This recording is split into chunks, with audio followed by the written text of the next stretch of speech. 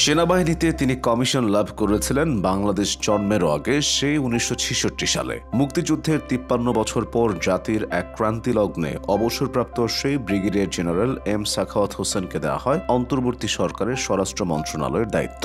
Brigadier সাখাওয়াতের জন্ম 1948 সালের 1 ফেব্রুয়ারি বরিশাল জেলায়। ঢাকার তেজগাঁও সরকারি প্রাথমিক বিদ্যালয়ে শিক্ষাজীবন শুরু তার। 1963 সালে করাচির এক স্কুল থেকে এসএসসি এবং করাচির ইসলামিয়া বিজ্ঞান কলেজ থেকে এইচএসসি পাশ করেন 65 সালে। এরপর করাচি বিশ্ববিদ্যালয়ে আন্তর্জাতিক সম্পর্ক বিভাগে অধ্যয়নকালে যোগ দেন সেনাবাহিনীতে। 1966 সালে তৎকালীন পাকিস্তান সেনাবাহিনীতে কমিশন লাভ করেন। পৃথিবীর অন্যতম সেরা সামরিক college United states command and staff কলেজের গ্র্যাজুয়েট তিনি। স্নাতকোত্তর করেছেন পাকিস্তান ন্যাশনাল ডিফেন্স কলেজের স্ট্র্যাটেজিক স্টাডিজে। মুক্তিযুদ্ধের সময় তাকে প্রায় 2 বছর পাকিস্তানের বন্দি শিবিরে আটকে রাখা হয়। স্বাধীন বাংলাদেশে ফেরেন 1973 সালে। এরপর 75 সালের ডিসেম্বর পর্যন্ত ঢাকায় 46 ব্রিগেডে স্টাফ অফিসারের দায়িত্ব পালন করেন। 1979 থেকে 1981 সাল পর্যন্ত সেনা সদরে গুরুত্বপূর্ণ অপারেশন ডিরেক্টরেটের দায়িত্ব পালন করেন। ব্রিগেডিয়ার হিসেবে 2 ইনফ্যান্ট্রি এবং 1টি আর্টিলারি ব্রিগেডের অধিনায়ক হন পরবর্তীতে।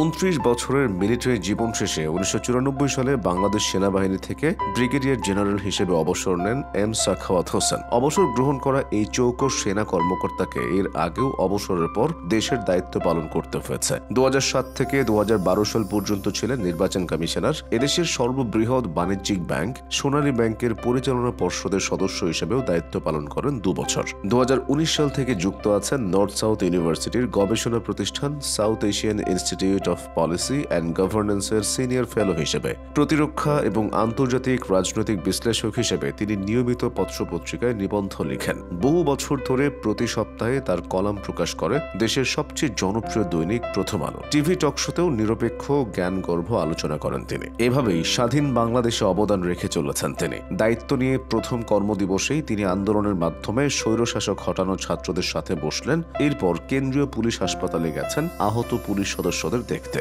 দরদ দিয়ে তাদের সঙ্গে কথা বলেছেন। পুলিশের পক্ষ থেকে পরদিন থেকেই কর্মস্থলে যোগদানের নিশ্চয়তা নেওয়ার পাশাপাশি আইন শৃঙ্খলা বাহিনীর ইউনিফর্ম ও লোগোয় পরিবর্তন আনার কথা জানিয়ে দিয়েছেন নির্বিচারে চালানোর হুকুমদাতাদের ধরার কথা। সবচেয়ে মৌলিক যে সংস্কারটি প্রয়োজন বলেছেন, পুলিশ কমিশন করে পুলিশকে স্বতন্ত্র করার কথা। চাইলেও যাতে রাজনৈতিক নেতৃবৃন্দ নিজেদের খেয়াল খুশি মতো জনগণের এই বাহিনীর উপর ছড়ি ঘোরাতে না পারে, লাঠিয়াল বাহিনী বানাতে না পারে।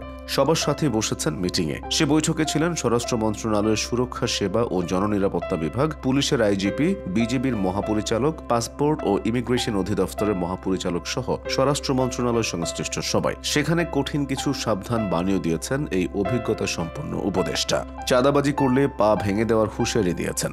বলেছেন, আগের সরকারকে বিপথে নিতে সাংবাদিকদের ভূমিকা ছিল সবচেয়ে বেশি। এবার তাই চাটুকারিতা করলেই টিভি চ্যানেল বন্ধ।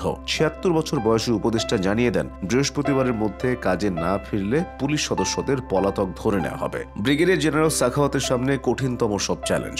নজিরবিহীন এক গণ অভ্যুত্থানে মানুষের আশা আকাঙ্ক্ষা আকাশ ছুঁই।